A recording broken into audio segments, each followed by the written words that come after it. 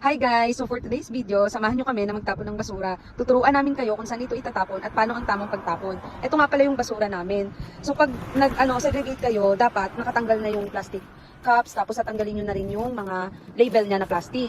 Tapos itong mga styrofoam, dapat medyo na siya, lilinisin nyo ng konti, tapos dapat tuyo na rin siya bago nyo siya itapon. Kasama ng mga gagaya ng mga itlog, ganyan. Mamaya papakita namin sa inyo. Tapos ito rin yung karton.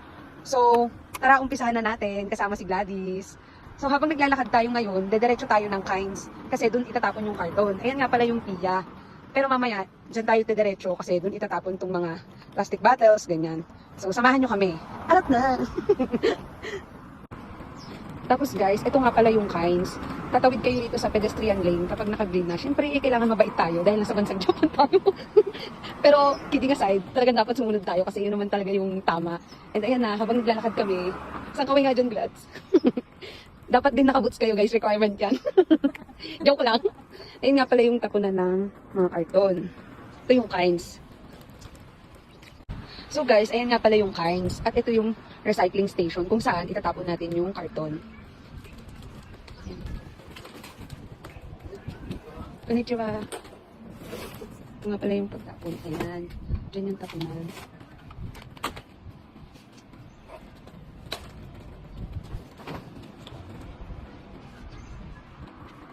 Tapos na nga natin itapon yung mga karton. So, babalik tayo ngayon sa piya.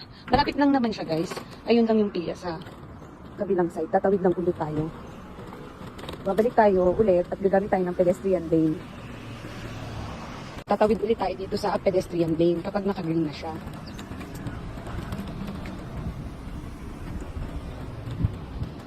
Tatawid ulit tayo sa isang pedestrian lane. So dito, pwede naman kayong pumasok dun sa may unahan. Kasi sa pinakita kong video, manggagaling kayo dun sa may entrance, papasok dun sa may mga cashier. Makikita nyo yun mamaya, pero pwede rin dito sa likod. Kasi dito talaga yung pinakatapunan niya dyan, pagpasok.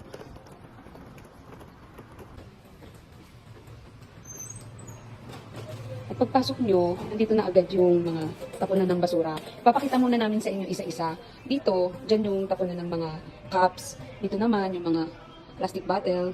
Tapos dito, yung mga karton ng mga milk, yan, dyan, tatapon. Tapos dito, yung mga pinaglagyan ng mga bento, dyan yan. Tapos dito sa kabila, ganun din, yung pinaglagyan ng mga meat, mga bento food, mga styrofoam.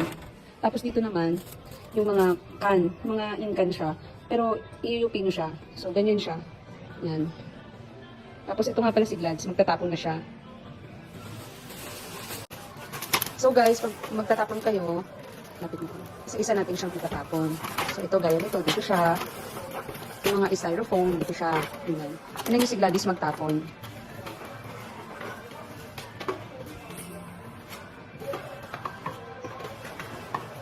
Kailangan guys, tuyo na yung mga styrofoam, tapos yung mga plastic bottle, wala na siyang label, then nakatanggal din yung cups niya. Even yung mga tray ng itlog, dyan din siya itatapon. Tapos yung mga karton and mga karton ng gatas, ganyan, fresh milk.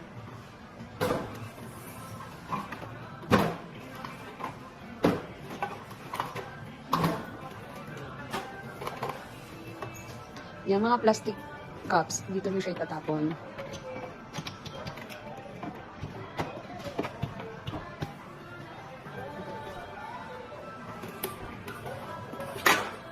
Yun lang guys, thank you!